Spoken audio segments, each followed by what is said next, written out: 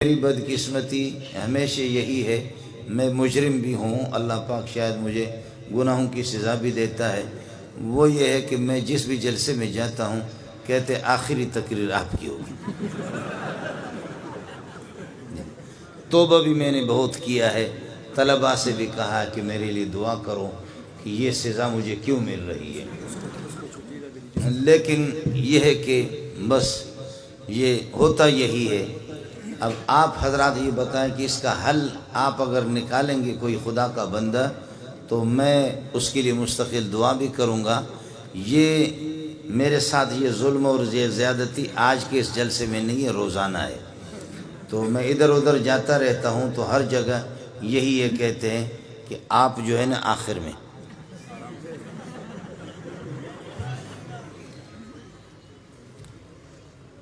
مولوی صاحب کو مذاقی تھا تو رات کافی بیت چکی ہے، اب 12:30 بج رہے ہیں اور مولوی صاحب کو بیان مل گیا۔ یہ میرے عزیز ہے، یہاں بیٹھے ہوئے مولانا نصیب صاحب، تو ہمارے ایک دوست ہے، عزیز ہے ہمارے، وہ بھی جو سینے میں بات ہوتی ہے اس کو باہر نکال دیتا ہے، چھپاتا نہیں ہے اس کو۔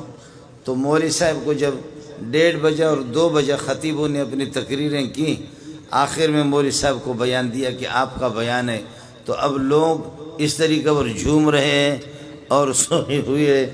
تو ایک آدمی نے اس قسم کا بم چھوڑا کہ خدا کی پناہ۔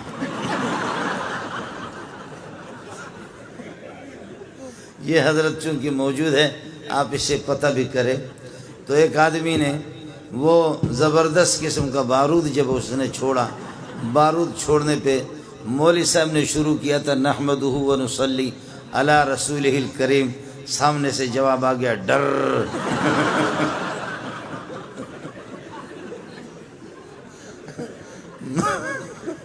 مولوی صاحب چونکہ میرا عزیز ہے تو یہ حضرت بیٹھے ان سے پتہ کرو۔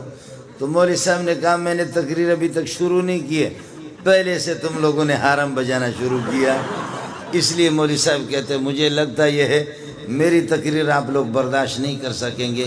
وآخر دعوانا ان الحمدللہ رب العالمین۔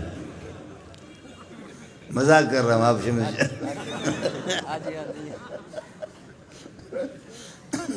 مولوی صاحب نے کہا خدا کی پناہ بھائی مجھ سے تقریر نہ کرواؤ ورنہ حالات پاکستان کے خراب ہو جائیں گے، اور اس طریقے پر جو ہے نا پولیس والے غریب کس کو پکڑیں گے جب اس قسم کا سلسلہ شروع ہو جائے گا۔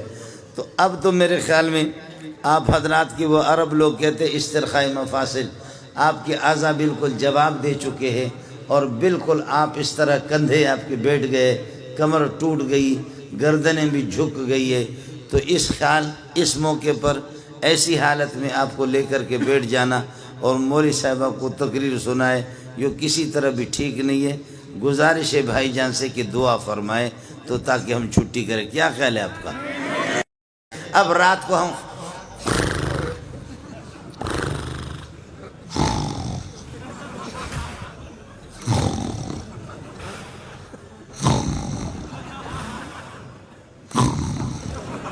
خدا کی قسم، اور وہ ایک موٹا سا، اس موٹے کو چارپائی، سندھ میں جو کوئی مہمان آتا ہے تو چارپائی بھی اس کو سلاتے، چارپائی بھی اس کو باہر سلایا گرمی کی وجہ سے۔ اب جب اس نے حرم بجانا شروع کیا تو ایک چھوٹا سا کتا جس کو ٹیپو کہتے ہیں نا، ٹیپو ٹیپو ٹیپو، کتا آ کر کے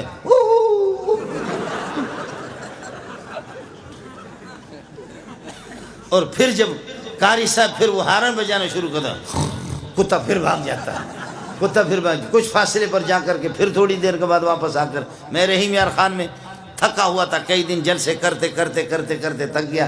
ایک موٹا سا قاری صاحب، اس کو بھی میرے کمرے میں سلائے، ایئر کنڈیشن۔ محترم صاحب نے کہا کہ میں نے کہا یار کئی دن سے تھکا ہوں، سفر میں نے آرام نہیں کیا، رات کو 2 بجے 3 بجے کے ٹائم پر آرام کرو۔ قاری صاحب نے وہ قرات شروع کی، خدا کی پناہ وہ اس نے قرات شروع کی، 7 اشرہ سے ہٹ کر کے 21 اشرہ چل رہا تھا۔ وہ 7 اشرہ بھی نہیں تھا، 21 اشرہ تھا۔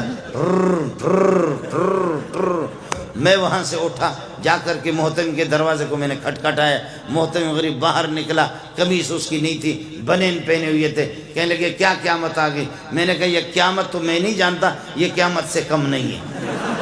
تم جاؤ کمرے کے اندر اس کو دیکھو۔ محتمی بڑا ہوشیار تھا، اس نے اپنے موبائل چالو کر کے لے جا کر کے اس کے قریب رکھا۔ میرے لیے وہاں سے اس غریب نے کوئی چارپائی مارپائی کہیں سے نکالا، ایئر کنڈیشن والا کمرہ مجھے نصیب نہیں ہوا، اس نے باہر کوئی چارپائی نکالی، وہاں پر کوئی مچھردانی لگائے اور کوئی پنکھا لگایا، ادھر پھر یہ کہ میں سو گیا۔ اس نے ٹیپ کر دیا اور ٹیپ کر کے صبح کو قاری صاحب کو میں نے کہا قاری صاحب نے بھی، اس نے بھی 2 شادیاں کی ہوئی تھی، میں نے کہا قاری صاحب خدا کی قسم تمہاری بیویاں اگر نماز بھی نہ پڑھے تب بھی جنت میں جائیں گی۔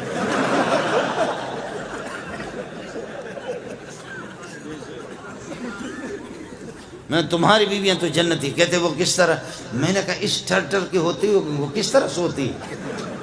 وہ بیویاں اور بچے ایسے جو تم نے ٹھر شروع کیا وہ کس طرح؟ کہتے نہیں میں کوئی ٹھر نہیں کرتا۔ محتمی نے موبائل کا بٹن لگایا، کہا یہ ہے سر، یہ آپ کی رات والی قراتیں جو آپ تہجد میں پڑھا کرتے ہیں۔